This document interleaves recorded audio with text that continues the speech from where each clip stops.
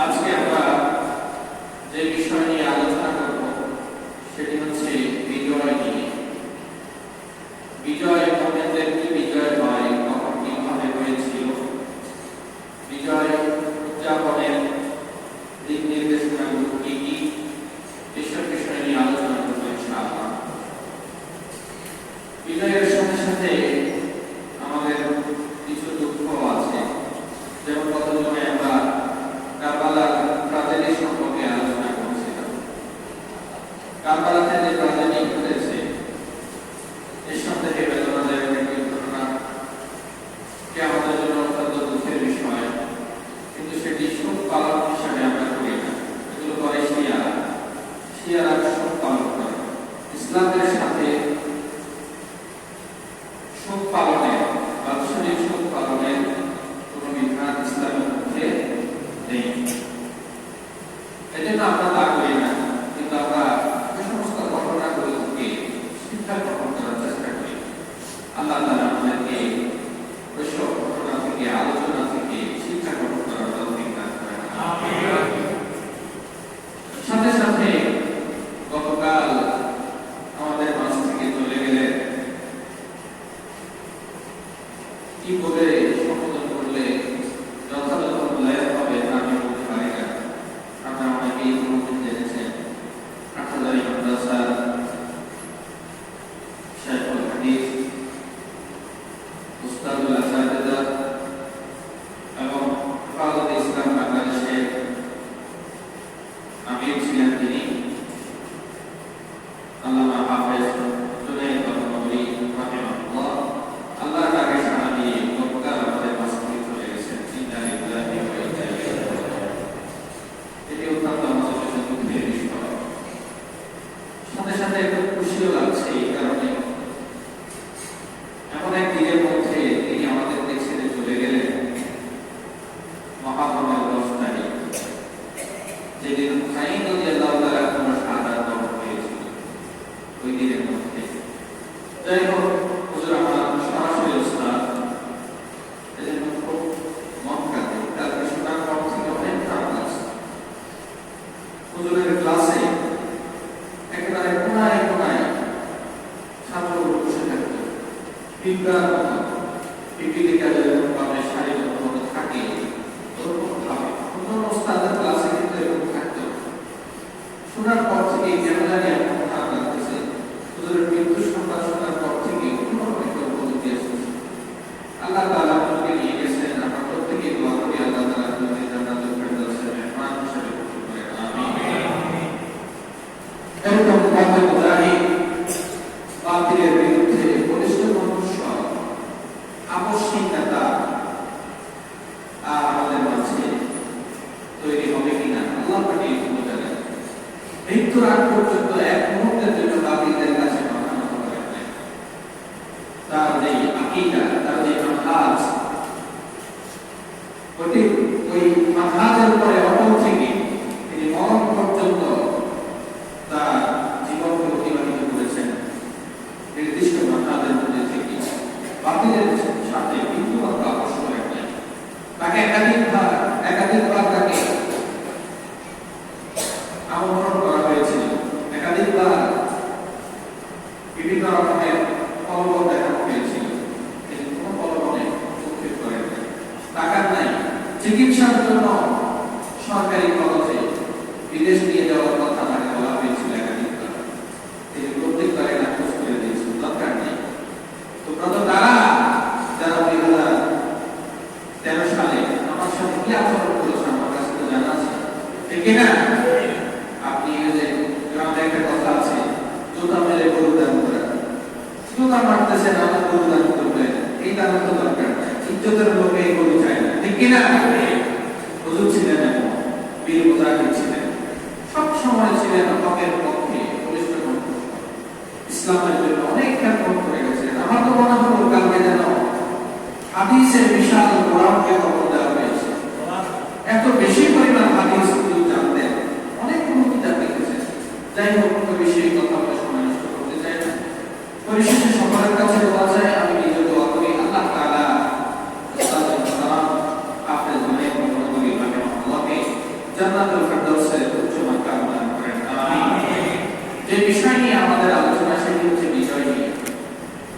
বিজয়ের মাধ্যমে আমাদের অনুপ্রেরণা আসে, প্রেরণা যোগায় বিজয়ের মাধ্যমে। অতীত যুগ থেকে ইসলামের বিজয় এসেছে, তবে সেটি সময় লেগেছে। ধৈর্য হারা হওয়া যাবে না, বিজয় আসবে এই কথা আল্লাহ তাআলা বিভিন্ন জায়গায় ইঙ্গিত করেছেন। সাহাবায়ে কেরাম এমন সময় এসেছে বলেছেন আল্লাহর সাহায্য কখন আসবে, কখন আল্লাহ তাআলা আমাদেরকে সাহায্য সহযোগিতা করবে, কখন আল্লাহ তাআলা সাহায্য আসবে, এই কথা সাহাবায়ে কেরাম বলেছিলেন। আল্লাহ সাহায্য কি খুব বেশি দূরে নয়, তবে ধৈর্য ধারণ। আল্লাহ তাআলা আমাদেরকে পরীক্ষা করেন, পরীক্ষার মাধ্যমে যারা মুমিন তারা অ্যাক্টিভ থাকে ঈমানের উপরে, তাদের ঈমান আরো বাড়তে থাকে, ঈমান আরো শক্তিশালী হয়। আর যারা মুনাফিক তারা কিছুদিন ঈমানের পথে থাকলেও পরে যখন দেখে ইসলামের বিজয় হচ্ছে না, সুযোগ সন্ধানী লোক সময় বুঝে ইসলাম থেকে অন্যদিকে ডাইভার্ট হয়ে যায়। এরকম মুনাফিক চরিত্রের লোক আমাদের দেশে আছে না নাই? আছে না নাই? রাসূলুল্লাহ সাল্লাল্লাহু আলাইহি ওয়াসাল্লাম মক্কা বিজয় করেছে, কিন্তু একদিনে হয় না, মায়ের খেয়ে একেবারে দেয়ালের সাথে পিঠ থেকে যাওয়ার মতো হয়ে গেছে। এমনকি হিজরত করেছে, আমরা তো কেউ এখন হিজরত করি না, নির্দিষ্ট জায়গায় আছে। হিজরত করেছে রাসূলুল্লাহ সাল্লাল্লাহু আলাইহি ওয়াসাল্লাম, নিজের মাতৃভূমি ছেড়ে মক্কা থেকে মদিনায় চলে গেছেন। আল্লাহ তাআলা বলেছেন চলে যান, হিজরত করেন। আল্লাহ চাইলে রাখতে পারতেন, আল্লাহ তাআলা যদি চাইতেন আল্লাহ হাবিব সাল্লাল্লাহু আলাইহি ওয়াসাল্লামকে মক্কার মধ্যে রাখতে পারতেন কি পারতেন না? অবশ্যই পারতেন। আল্লাহ তাআলা রাখেন উম্মতের শিক্ষার জন্য, উম্মতকে বোঝালেন যে প্রয়োজনে তোমাকে হিজরত করতে হবে, প্রয়োজনে তোমাকে হিজরত করতে হবে। রাসূলুল্লাহ সাল্লাল্লাহু আলাইহি ওয়াসাল্লাম নিজের শক্তি যদি প্রয়োগ করে থাকার চেষ্টা করতেন, আল্লাহ তাআলা যদি রাখার চেষ্টা করতেন, মক্কার কাফেররা রাসূলের সাথে বেড়ে ওঠার মতো সক্ষমতা কাফেরদের কাছে ছিল না। কারণ যেখানে আল্লাহর শক্তি, দেয়ালের সাথে যদি কেউ মাথা মারে, মাথা ভেঙে যাবে না দেয়াল ভেঙে যাবে? কি বলেন? আপনি যদি দেয়ালের সাথে মাথা মারা শুরু করেন আজকে থেকে, এই কিছুদিন পরে দেয়ালটা ভাঙবে নাকি? দেয়াল ভাঙবে? আপনার মাথায় এটাই সুনিশ্চিত। আল্লাহর সাথে যুক্ত করবে কারা? আল্লাহ চাইলে রাখতে পারতেন, কিন্তু রাখেন না। এই কারণে মুমিন বান্দাদেরকে বুঝালেন প্রয়োজনের ক্ষেত্রে তোমাকে অবশ্যই মাতৃভূমি ছেড়ে চলে যেতে হতে পারে। বর্তমান বিশ্বের সবথেকে বড় প্রশ্ন যারা আছেন তাদের মধ্যে একজন হলেন ডক্টর জাকির নায়েক। মাতৃভূমি থাকতে পারেন নাই, মাতৃভূমিতে থাকতে পারেন নাই, মালয়েশিয়াতে অবস্থান করতেছেন। অপরাধ শুধু এটি, ইসলামের পক্ষে মানুষদেরকে আহ্বান করতেন। এছাড়া কোনো অপরাধ আছে নাকি? ইখতিলাফি বিষয় নিয়ে তো ওলামায়ে কেরামের সাথে সামান্য কিছু মতপার্থক্য হবে, ভিন্ন বিষয়, কিন্তু দেশে থাকতে দেয় নাই শুধুমাত্র এই কারণে যে ডক্টর জাকির নায়েক হাফিজাহুল্লাহ তিনি এমনভাবে এমন কৌশলে দাওয়াতের কাজ করতেন, তার দাওয়াতের মাধ্যমে শত শত হিন্দু কালেমা পরিবর্তন হচ্ছে। সুবহানাল্লাহ। এজন্যই তার প্রতি এজন্যই তার প্রতি এই জুলুম নির্যাতন। তিনি হিজরত করেছেন, রাসূলুল্লাহ সাল্লাল্লাহু আলাইহি ওয়াসাল্লামের একটা সুন্নাহ আদায় করেছেন। আলহামদুলিল্লাহ। আমি বলতে চাচ্ছি আল্লাহ হাবিব সাল্লাল্লাহু আলাইহি ওয়াসাল্লাম মক্কা থেকে মদিনায় হিজরত করেছেন, আল্লাহ হুকুমই করেছেন। তবে এর মধ্যে উম্মতের জন্য শিক্ষা রয়েছে। আল্লাহ তাআলা এটি চেয়েছেন যে আপনি হিজরত করেন, উম্মত যাতে শিখতে পারে। হিজরত করতেছেন রাসূলুল্লাহ সাল্লাল্লাহু আলাইহি ওয়াসাল্লাম, আল্লাহর হাবিবের মন কাঁদে, বারবার পেছনের দিকে ফিরে ফিরে কাবার দিকে দেখতেছেন। কাবা তোমার সাথে আমার আর কখন কিভাবে দেখা হবে আমি জানি না, তোমাকে ছেড়ে চলে যাচ্ছি, কেমন লাগে? আপনি দেশ থেকে যদি কোনো কারণে থাকতে না পারে, এলাকা থেকে পর্যন্ত মানুষ অন্য এলাকায় গেলে এলাকার জন্য প্রাণ কাঁদে, কাঁদে কি কাঁদে না? অন্তত কোরবানের সময়, ঈদের সময় কিন্তু আসে, একটু স্বস্তি পায়। শহরে এত দিনের গরু বাড়ি ভালো লাগে না, মাঝে মাঝে এদিকে চলে আসে। আমাদের এলাকার একজন লোক ছিলেন আমেরিকায় ওনাদের ফুল ফ্যামিলিতে 40 জনের অধিক লোক আমেরিকায় থাকে। উনি আমেরিকায় যাওয়ার পর থেকে থাকে না, কিছুদিন থাকে, কয়েক মাস থেকে বেশিরভাগ সময় বাংলাদেশে চলে আসে, বাড়িতে চলে আসে। বাড়িতে আসে যে তাও সন্দ্বীপে, যেখানে রাস্তাঘাটের এখন কিছুটা উন্নত হয়েছে, আগে তো অনুন্নত ছিল। ওখানে ওনার প্রীতি মহব্বত এটি আমি আরো স্পষ্টভাবে দেখতে পেয়েছি আমার বাবার কাছে। আমার বাবার মেইন বাড়ি ছিল উত্তর সন্ধ্যে, আপনারা এদিকে অনেক লোক কালাপানিয়া, তারপরে উত্তর দিকে আমাদের বর্তমান বাড়ি হচ্ছে উত্তর সন্ধ্যে। আমার বাবা প্রত্যেক বছর ফ্যামিলির কাউকে না বলে পর্যন্ত বাবার বাড়ি জায়গা সমুদ্রগুলো দেখার জন্য চলে আসতেন। মাতৃভূমির কি মহব্বত, এটি যে ছেড়েছে মাতৃভূমি সেই জানে শুধুমাত্র। আল্লাহ হাবিব সাল্লাল্লাহু আলাইহি ওয়াসাল্লাম মক্কা থেকে মদিনায় হিজরত করবেন, আল্লাহ হুকুমই করতেছেন, কিন্তু আল্লাহ হাবিবের মন থেকে বারবার কাবার দিকে তাকাচ্ছে যে কাবার জিম্মাদার অর্ডার করেছেন, কাবার মালিক অর্ডার করেছেন, সেই অর্ডার না শুনে উপায় আছে? আল্লাহ তাআলা নির্দেশ দিয়েছেন হিজরত করার জন্য। হিজরত করার জন্য নির্দেশ দিয়েছেন, রাসূলুল্লাহ সাল্লাল্লাহু আলাইহি ওয়াসাল্লাম হিজরত করলেন, কিন্তু প্রাণ কাঁদে, মন কাঁদে। আল্লাহ তাআলা বলেন অপেক্ষা করেন, অপেক্ষা করেন, বিজয় আসবে। আসছে কি আসে না? কথা বলেন আসছে কি আসে না? অষ্টম হিজরিতে রমজান মাসের 17 তারিখে আল্লাহ তাআলা মক্কা বিজয় দান করলেন মুসলমান। সময় লেগেছে, কি লেগেছে? আমরা তো গর্ব চাই আজকে ইসলামের বিজয় ঘটাই ফেলবো, আজকে ইসলাম আমার রাষ্ট্রীয় ক্ষমতায় কোরআন দিয়ে শাসন হোক, এটা আমরা আজকে চাই, নগদে চাই না। অপেক্ষা করতে হবে। আপনি তো সাধারণ মানুষ, আমি তো সাধারণ মানুষ। আল্লাহ হাবিব সাল্লাল্লাহু আলাইহি ওয়াসাল্লামের দোয়া কবুল হতে 13 বছর সময় লেগেছে। সুবহানাল্লাহ। রাসূলুল্লাহ সাল্লাল্লাহু আলাইহি ওয়াসাল্লাম যখন দাওয়াতের মিশন নিয়ে ভ্রমণ করলেন, যখন দাওয়াত দিয়ে মক্কার কুরাইশরা রাসূলুল্লাহ সাল্লাল্লাহু আলাইহি ওয়াসাল্লামের উপরে চড়াও হয়ে গেলেন, কষ্ট দিতে লাগলেন, ধারাবাহিকভাবে নির্যাতন করতে লাগলেন। আল্লাহ হাবিব সাল্লাল্লাহু আলাইহি ওয়াসাল্লাম কাবাগরের মধ্যে সালাত আদায় করছেন, এমন সময় আবু জাহেলের বাহিনী এসে আল্লাহ হাবিব সাল্লাল্লাহু আলাইহি ওয়াসাল্লামের ঘাড়ের উপরে উটের নাড়িভুড়ি তুলে দিয়েছেন। এত বেশি পরিমাণ নাড়িভুড়ি তুলে দিয়েছেন, আল্লাহ হাবিব সাল্লাল্লাহু আলাইহি ওয়াসাল্লামের নিঃশ্বাস বন্ধ হয়ে যাবে মতো হয়ে গেছে। রাসূলুল্লাহ সাল্লাল্লাহু আলাইহি ওয়াসাল্লাম শ্বাস নিতে কষ্ট হচ্ছে। দূর থেকে ফাতেমা রাদিয়াল্লাহু তাআলা দেখতে পেলেন আল্লাহ হাবিব সাল্লাল্লাহু আলাইহি ওয়াসাল্লাম কষ্ট করছেন। ফাতেমা দৌড়ে এসে আল্লাহ হাবিবের ঘাট থেকে, গা মোবারক থেকে উটের নাড়িভুড়িগুলোকে নামিয়ে দিলেন। নামিয়ে নেওয়ার পরে ফাতেমা রাদিয়াল্লাহু তাআলা ঘোষণা করলেন, আল্লাহ হাবিব সাল্লাল্লাহু আলাইহি ওয়াসাল্লাম এত বেশি পরিমাণ কষ্ট পেয়েছেন। রাসূলুল্লাহ সাল্লাল্লাহু আলাইহি ওয়াসাল্লাম আল্লাহর কাছে দোয়া করলেন, আল্লাহ আপনি এদের বিচার করুন, যারা আমার সাথে অন্যায়ভাবে এরকম ভাবে জুলুম নির্যাতন করছে, আপনি তাদের বিচার করুন। আপনার কাছে আমি বিচার দিলাম, আপনি এদের বিচার করুন।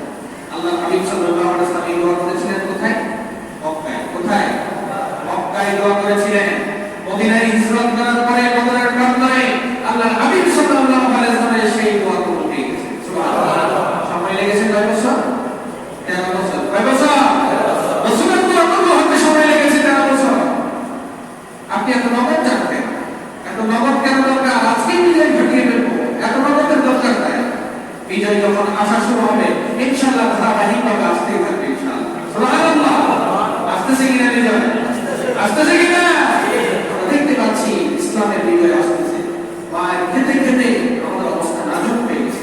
সারা পৃথিবীতে মুসলমানরাই সব থেকে বড় নির্যাতিত, অথচ মিডিয়া মুসলমানদেরকে জঙ্গি সাজাচ্ছে। ঠিক কিনা? মিডিয়া পুরো মুসলমানদের বিরুদ্ধে সবসময় অপপ্রচার করছে। মিডিয়া মুসলমানদের বিরুদ্ধে লেগে আছে, কিভাবে মুসলমানদেরকে ন্যায় প্রতিপন্ন করা যায়, কিভাবে জঙ্গি বানানো যায়, কিভাবে খারাপ কোনো শব্দ ইউজ করে মুসলমানদেরকে কলঙ্কিত করা যায়, সেটি তারা তালাশ করে। ঠিক কিনা? আল্লাহ তাআলা এই জাতীয় মুনাফিক থেকে আমাদেরকে হেফাজত করেন। আমিন। মুসা আলাইহিস সালামের ব্যাপারে কতটুকু আলোচনা করেছিলাম,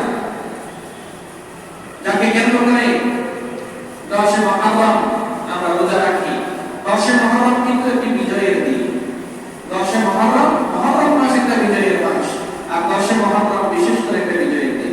10 মুহররম পৃথিবীতে ঐতিহাসিক অনেক ঘটনা ঘটেছে, অনেক ঘটনা ঘটেছে। কিছু সহিহ হাদিসের মধ্যে আছে, কিছু দুর্বল সনদ আছে, ইসরাইলি রওয়ায়াতের মধ্যে আছে। সব মিলিয়ে অনেকগুলো ঘটনা 10 মুহররম নিয়ে আছে। এই 10 মুহররম অত্যন্ত গুরুত্বপূর্ণ একটি দিন। 10 মুহররম মুসা আলাইহিস সালাম ফেরাউনের কবর থেকে মুক্তি পেলেন। ফেরাউন মুসা আলাইহিস সালামকে আক্রমণ করার জন্য, আপনারা ইতিমধ্যে শুনেছেন, ফেরাউন আক্রমণ করার জন্য নীল নদে একেবারে দৌড়াতে দৌড়াতে যখন নিয়ে গেলেন মুসা আলাইহিস সালাম, এরপরে এর আগ পর্যন্ত কিন্তু দোয়া কবুল হয় নাই। কমপক্ষে তো 40 বছর সময় লাগছে। কি বলে 40 বছর আগ পর্যন্ত আল্লাহ তাআলা নবুয়ত দেন নাই, তাহলে 40 বছরের উপরে সময় লেগেছে। কমপক্ষে 40 বছর সময় লেগেছে মুসা আলাইহিস সালামের দোয়া কবুল হতে। কমপক্ষে 13 বছর সময় লেগেছে রাসূলুল্লাহ সাল্লাল্লাহু আলাইহি ওয়াসাল্লামের দোয়া কবুল হতে। আর আমি আর আপনি আজকের মধ্যে মিলে যাই, তাহলে সময় দরকার আছে না নাই? দরকার আছে।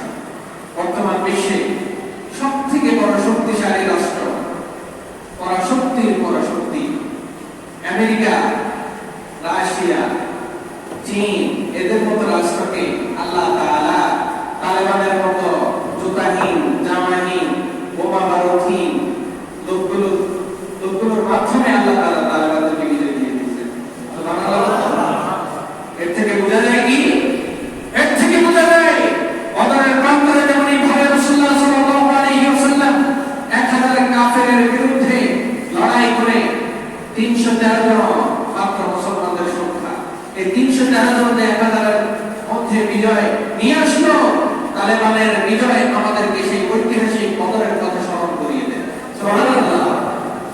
তালেবানের মধ্যে সংখ্যা কত?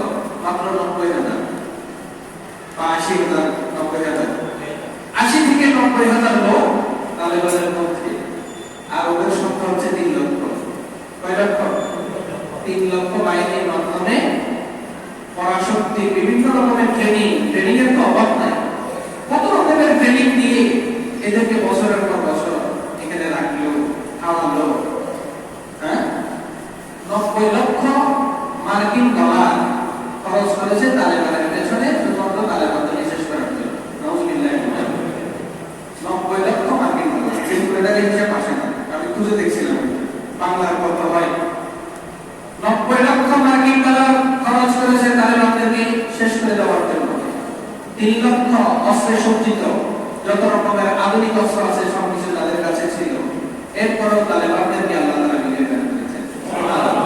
এর থেকে বোঝা যায় সেই বদরের প্রান্তরে যে মাহবুব, যে আল্লাহ রাব্বুল আলামিন 313 জনকে বিজয় দিলেন, 1000 কাফেরের কাছ থেকে বিজয় ছিনিয়ে আনলেন 313 জন, ওই আল্লাহ এখন আছে না নাই? আছে না নাই? মুসলমানদের বিজয় খুবই নিকটে। ইযা জাআ নাসরুল্লাহি ওয়াল ফাth ওয়া রাআইতা আন-নাসা ইয়াদখুলুনা ফী দীনিল্লাহি আফওয়াজা ফাসাব্বিহ বিহামদি রাব্বিকা ওয়াস্তাগফির ইন্নাহু কানা তাওয়াবা। বিজয় বাজারের সময় এই সূরা নাযিল হয়েছে। কোরআনের সর্বশেষ পরিপূর্ণ নাযিলকৃত সূরা হচ্ছে সূরা নাসর। সবশেষে এই সূরা এককভাবে নাযিল হয়েছে। ইযা জাআ নাসরুল্লাহি ওয়াল ফাth, যখন দেখবেন আল্লাহর সাহায্য আসতেছে। ওয়া রাআইতান নাস, আপনি মানুষদেরকে দেখতে পাবেন, ইয়াদখুলুনা, তারা প্রবেশ করছে, ফী দীনিল্লাহি আফওয়াজা, সারিবদ্ধভাবে দলে দলে ইসলামের দিকে আসতেছে। সুবহানাল্লাহ। রাসূলুল্লাহ সাল্লাল্লাহু আলাইহি ওয়াসাল্লামকে আল্লাহ তাআলা যখন বিজয় দিলেন, রাসূলুল্লাহ সাল্লাল্লাহু আলাইহি ওয়াসাল্লাম এই সূরা যখন নাযিল হলো তিনি খুশি হয়ে গেলেন। এত বেশি পরিমাণ খুশি হলেন, আল্লাহ তাআলা এরপর বললেন, ফাসাব্বিহ বিহামদি রাব্বিকা ওয়াস্তাগফির, আপনি আপনার রব্বুল হামদ সানা পাঠ করুন, আল্লাহর কাছে বেশি বেশি প্রশংসা করুন, আলহামদুলিল্লাহ বলুন, ইস্তিগফার করুন, আল্লাহর কাছে ক্ষমা চান। তাহলে ক্ষমার মাধ্যমে, প্রশংসার মাধ্যমে, আল্লাহ তাআলার গুণকীর্তনের মাধ্যমে আল্লাহ তাআলা আপনাকে বিজয় দান করবেন। সুবহানাল্লাহ। রাসূলুল্লাহ সাল্লাল্লাহু আলাইহি ওয়াসাল্লাম এই আয়াত নাযিল হওয়ার পর থেকে মৃত্যুর আগ পর্যন্ত কখনো 2 ঠোঁটকে একসাথে করেন নাই। সুবহানাল্লাহ। 2 ঠোঁটকে একসাথে করেন নাই, অর্থাৎ চুপ করেছিলেন না কখনো। সব সময় শুধু আলহামদুলিল্লাহ, আলহামদুলিল্লাহ, আস্তাগফিরুল্লাহ, আস্তাগফিরুল্লাহ করতে থাকতেন। সুবহানাল্লাহ। করতে থাকতেন। এই আয়াত যখন নাযিল হলো, রাসূলুল্লাহ সাল্লাল্লাহু আলাইহি ওয়াসাল্লাম খুশি হয়ে গেলেন। মক্কা যখন বিজয় হয়ে গেল, কাফেররা চিন্তা করলো যে মক্কা বিজয় করেছে মুহাম্মদ সাল্লাল্লাহু আলাইহি ওয়াসাল্লাম। অতএব এই কথাটা আমরা অতীতে শুনেছি, তাওরাতের মধ্যে আছে, বিভিন্ন জায়গায় আছে। মুহাম্মদ সাল্লাল্লাহু আলাইহি ওয়াসাল্লামের কাছে আল্লাহ তাআলা আয়াত নাযিল করেছেন, সারিবদ্ধভাবে দলে দলে লোক ইসলামের দিকে ঢোকা শুরু হয়েছে। সুবহানাল্লাহ। ইসলামের বিজয় হয়ে গেছে। আল্লাহ হাবিব সাল্লাল্লাহু আলাইহি ওয়াসাল্লাম সাধারণ ক্ষমা ঘোষণা করে দিলেন। ঠিক সেইভাবে তালেবানের মুজাহিদিনরা সাধারণভাবে ক্ষমা ঘোষণা করেছেন। সুবহানাল্লাহ। আমাদের কাছে এক একটা ঘটনা, এক একটা কথা যেন অতীতের ইতিহাসকে স্মরণ করিয়ে দেয়। তালেবানদেরকে অনেক রকমের চেষ্টা করা হয়েছে, বছরের পর বছর আমরা শুনে আসছি তালেবান জঙ্গি, তালেবান জঙ্গি। তালেবানদেরকে বিভিন্ন সময় বিভিন্ন কথাবার্তা বলে উগ্রবাদী, মৌলবাদী, জঙ্গিবাদী, হ্যাঁ। তারপরে এখন ইদানিং কালে পর্যন্ত আস্তে আস্তে শুরু একদিনে কিন্তু পাল্টাই গেল। যখন দেখতেছে একটা একটা শহর দখল হচ্ছে, তখন ক্রমান্বয়ে বলতেছে তালেবানের যোদ্ধারা, কি বলতেছে? তালেবানের যোদ্ধারা। মিডিয়া বলতেছে, নাস্তিকতাবাদী মিডিয়া বলতেছে, ইসলাম বিরোধী মিডিয়াগুলো, ইসলামের পক্ষে তো মিডিয়া নেই, ইসলামের পক্ষে মিডিয়া নেই, মিডিয়াগুলোকে তারা হাত করে নিয়েছে। তারা বলতে শুরু করেছে এতদিন বলতো জঙ্গি, এরপর বলতেছে তালেবানের যোদ্ধারা, এখন অটোমেটিক করতেছে তালেবানের মুজাহিদিনরা। সুবহানাল্লাহ। এখন বলতেছে কি? তালেবানের মুজাহিদিনরা। তালেবানদেরকে জঙ্গি সাজানোর জন্য, জঙ্গি শব্দের অর্থ কিন্তু খারাপ না, আমি আগেও বলেছি, জঙ্গি শব্দের অর্থ হচ্ছে যোদ্ধা। বাংলাদেশের যে 30 লক্ষ মানুষ সেই স্বাধীনতা সংগ্রামের জন্য, স্বাধীনতার জন্য সংগ্রাম করে গেছে, তারা প্রত্যেকেই এক একজন জঙ্গি ছিলেন। জঙ্গি মানে কি? জঙ্গি মানে কি? জঙ্গি মানে যোদ্ধা। কিন্তু এরা জঙ্গি বলতে দেখি বোঝায়, এরা বোঝায় জঙ্গি মানে সন্ত্রাসী। অথচ সন্ত্রাসকে দমন করার জন্য যে হাতিয়ার, সেটির নাম হচ্ছে জিহাদ, সেটির নাম হচ্ছে জঙ্গিবাদী। আর জঙ্গিবাদীকে তারা দিয়েছে সন্ত্রাস নামে, সন্ত্রাসী নাম আখ্যায়িত করেছে জঙ্গিবাদীকে। অথচ জঙ্গিবাদী কোনো খারাপ শব্দ নয়। প্রত্যেকজন মুসলমান, প্রত্যেকজন সাহাবায়ে কেরাম ছিলেন জঙ্গি। জঙ্গি শব্দের অর্থ কি? বলেন না সবাই, জঙ্গি শব্দের অর্থ কি? এই কথা মাথার ভেতরে ফিট করে নিতে হবে। জঙ্গি শব্দের অর্থ যোদ্ধা। এটা আমার কোনো শব্দ নয়, এই ফার্সি ভাষা। ফার্সিতে যোদ্ধাদেরকে জঙ্গি বলা হয়।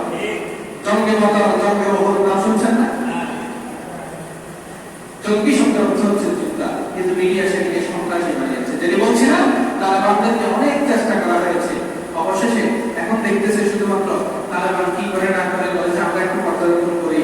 আবার বাংলাদেশের পূর্বসূ যেন কোথায় বলছিল, আগেও কিন্তু অবশ্যই বলতো যে আমরা হবো আফগান, বাংলা হবে, আমরা হবো তালেবান, বাংলা হবে আফগান। এখন এটা নিয়ে মিডিয়া খুব বেশি তুলপার, মানে বাংলাদেশকে আফগানিস্তান বানিয়ে ফেলতেছে। কি হবে না হবে দেখেন, বিজয় হয়েছে কোথায়? আমাদের বাংলাদেশের পরে ভারত, চীন,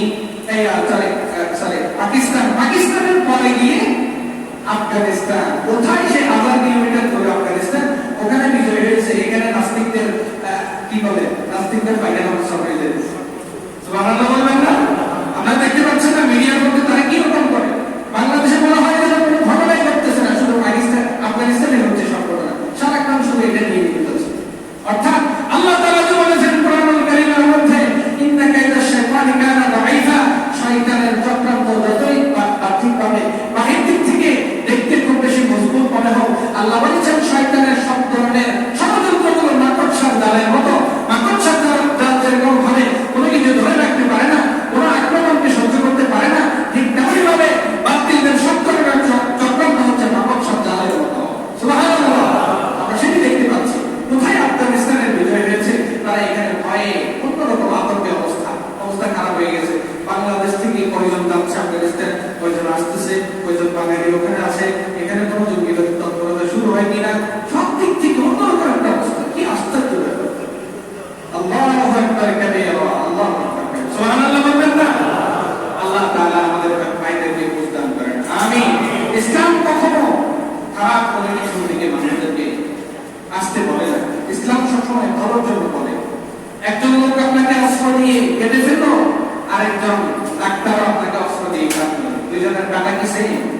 কথা বলেন, দুইজনের কাটা কি সেম? দুইজনের কাটার মধ্যে আকাশ আর পাতালের তফাৎ। একজন কেটেছে আপনাকে খুন করে মেরে ফেলার জন্য, আরেকজন আপনাকে কেটেছে বাঁচানোর জন্য। আপনার একটা হিউমান হয়েছে, আপনার একটা ফোড়া হয়েছে, আপনার কোনো একটা অপারেশন করতে হচ্ছে, ডাক্তার সেখানে করতে বাধ্য। আপনার পা প্রয়োজনের ক্ষেত্রে কেটে দিতে হচ্ছে, আপনার পা কাটতে হবে, এটি ডাক্তার বুঝতেছে, আপনি হয়তো বুঝতেছেন না। আপনি বাহির থেকে দেখে বললেন, হ্যাঁ ডাক্তার এত বড় ডাকাতি করতেছে যে একজন লোকের একটা পা এভাবে কেটে ফেলবে, এটি কি করে হয়? এখন ডাক্তারকে আপনি ধন্যবাদ দিয়ে দিলেন, এই ডাক্তার বড় জালেম, জঙ্গি, এই ডাক্তার বড় কি জালেম, বড় জঙ্গি, বড় সন্ত্রাসী। আপনার কথা কি যৌক্তিকতা আছে? কথা বলে যুক্তি কাটাচ্ছে, ডাক্তারও কাটে, সন্ত্রাসীও কাটে। ইসলাম যেদিকে বলেছে, ইসলাম বলেছে সন্ত্রাসীকে দমন করার জন্য যে অপারেশনের দরকার সেটি ইসলাম করেছে সন্ত্রাসীকে নিপাত করার জন্য, ঠিক কিনা? আর সন্ত্রাসীরা যেটি করতেছে সেটি হচ্ছে ইসলামকে দমন করার জন্য, সেটি হচ্ছে পৃথিবীতে বিশৃঙ্খলতা সৃষ্টি করার জন্য। দুইজনের মিশন কিন্তু এক নয়। আমাদেরকে আপনাদেরকে এই কথা বুঝতে হবে।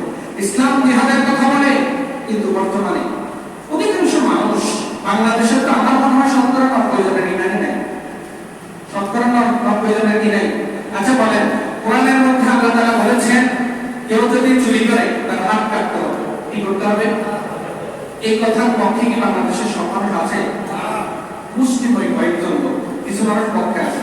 কিছু মানুষ চিন্তা করে এটা আগের যুগে চলছে, এখন করলে কিরকম দেখায়, এখন না করে ভালো। তার কি ইমান থাকে? এই কথা বলার পরে তার কি ইমান থাকে? আল্লাহ বলেছেন চুরি করলে হাত কাটতে হবে। এই কথার মধ্যে দুনিয়ার কোনো ব্যক্তি যদি বিন্দু পরিমাণ আপত্তি করে তার সাথে সাথে সে বেঈমান হয়ে যায়।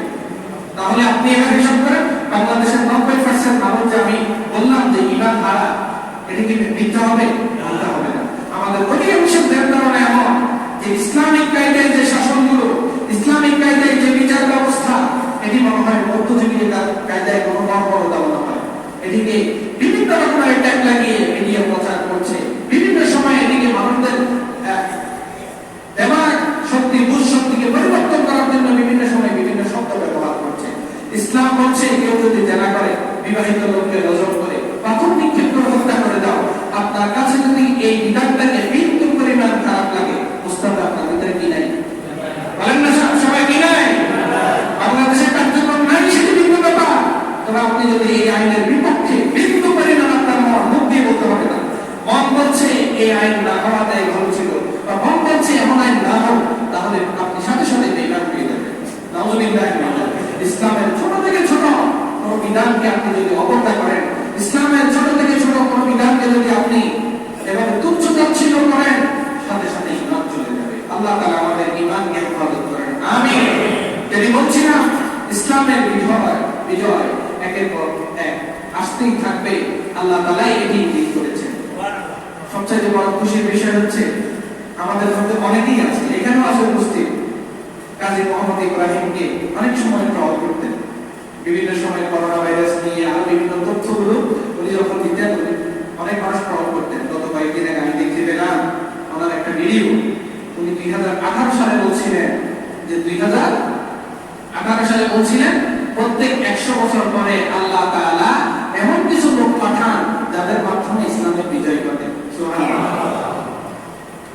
তিনি আশঙ্কা করছিলেন 100 বছর পার কখন হচ্ছে, 1923 সাল থেকে 1924 সাল থেকে 2024 সাল পর্যন্ত 100 বছর হয় সৌরজগতের হিসাবে, আর চন্দ্রের হিসাবে 3 বছর কম হয়। তিনি 2018 সালে বলেছেন 21 সালে বিজয় আসতে পারে নাও আসতে পারে।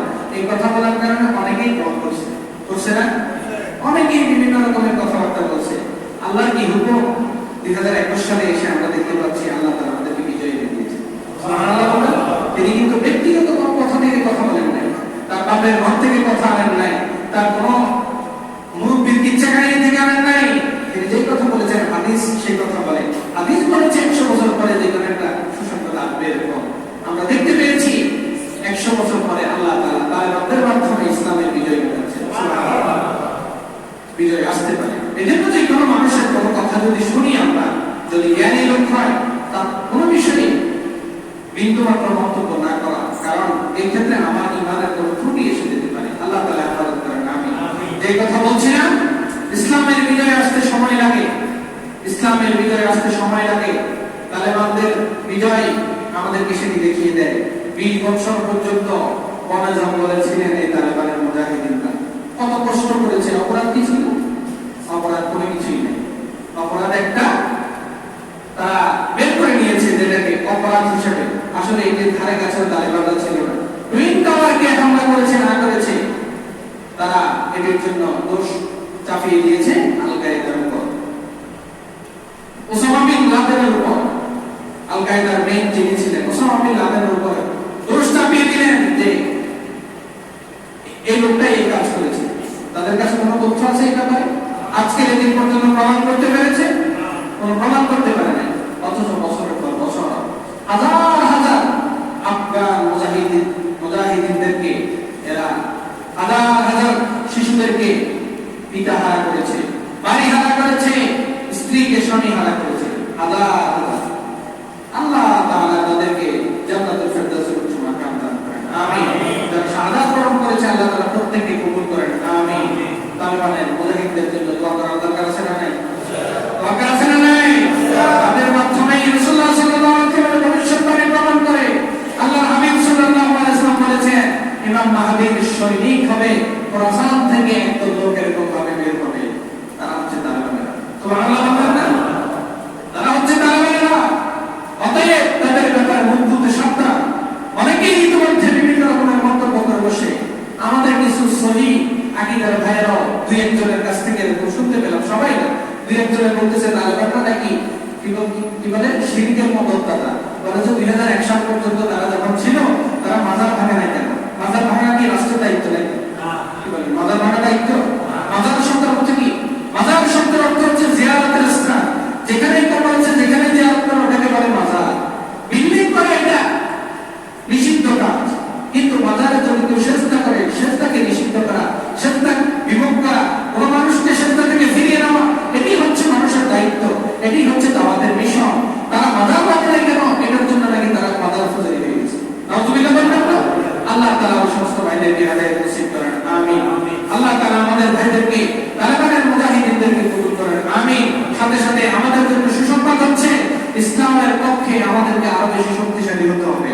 যদি তালেবানদের মতো ঈমান যদি আমরা রক্ষা করতে পারি, যদি সেই বদরের প্রান্তরের সেই সাহাবায়ে কেরামের মতো 313 জন সাহাবীর মতো ঈমান আমরা শক্তিশালী করতে পারি, তালেবানের মাধ্যমে আল্লাহ তাআলা সেটি আমাদেরকে দেখিয়ে দিয়েছেন যে লক্ষ কোটি মুসলমান, যেখানে কোটি কোটি কাফের মুশরিক থাকলেও, মুসলমানদের চাইতে কয়েক গুণ বেশি কাফের মুশরিক থাকলেও আল্লাহ তাআলা মুসলমানদের যদি ঈমান থাকে, মুসলমানদেরকে বিজয় দিতে সক্ষম। সুবহানাল্লাহ। আল্লাহ তাআলা আমাদেরকে যা কথা বলেছি ভুল ত্রুটি মাফ করে আমল করার তৌফিক দান করেন। আল্লাহ তাআলা আমাদেরকে জিহাদের চেতনা নিয়ে বলা হওয়ার তৌফিক দান করেন, আমিন। জিহাদের জন্য তো এর আছে না নাই? ফজরের নামাজ কাজা করে নাকি? কি বলে? আমরা তো এমন জিহাদি, এত বড় জিহাদি যে ফজরের নামাজ পর্যন্ত করি না। আছে না এরকম লোক? আমাদেরকে দিনদার হইতে হবে, ইমানদার হইতে হবে, আল্লাহ ওয়ালা হইতে হবে। তালেবানরা অনেক বড় ইমানদার, অনেক বড় দিনদার, আমাদের মতো না। বরং আমার তো একটা, আমি কিছুটা গবেষণা করে যা পেয়েছি, তালেবান আফগানিস্তানের খারাপ মানুষ যেগুলো, ওগুলো বাংলাদেশের ভালো মানুষের চাইতে ভালো। আফগানিস্তানের খারাপ লোক যেগুলো, ওগুলো বাংলাদেশের ভালো মানুষের চাইতে অনেক ভালো। তাহলে আমাদেরকে কত বেশি ভালো হতে হবে? আমরা এখনো দোকানের মধ্যে ভেজাল দেওয়া, দুধের মধ্যে পানি দেওয়া, সবজির মধ্যে উপরে ভালোটা দেওয়া, এগুলো ছাড়তে পারিনি। অতএব বিজয়কে আমাদের যদি এত নিকটে, আমাদেরকে প্রথমত তাকওয়া বানাতে হবে, আমাদেরকে প্রথমত আল্লাহ হতে হবে, আমাদেরকে প্রথমত আল্লাহর বান্দা হতে যেতে হবে, আল্লাহর বান্দা হয়ে যেতে হবে, আল্লাহর কাছে আত্মসমর্পণ করতে হবে। আল্লাহর কাছে আত্মসমর্পণ করার পরেই আল্লাহ তাআলা আমাদের জন্য বিজয়ের ব্যবস্থা করবেন। সুবহানাল্লাহ। আল্লাহ তাআলা যা কথা বলেছেন আমাদেরকে আমল করার তৌফিক দান করেন, আমিন। ওয়া আখিরু দাওয়ানা আলহামদুলিল্লাহি রাব্বিল আলামিন। আসসালামু আলাইকুম।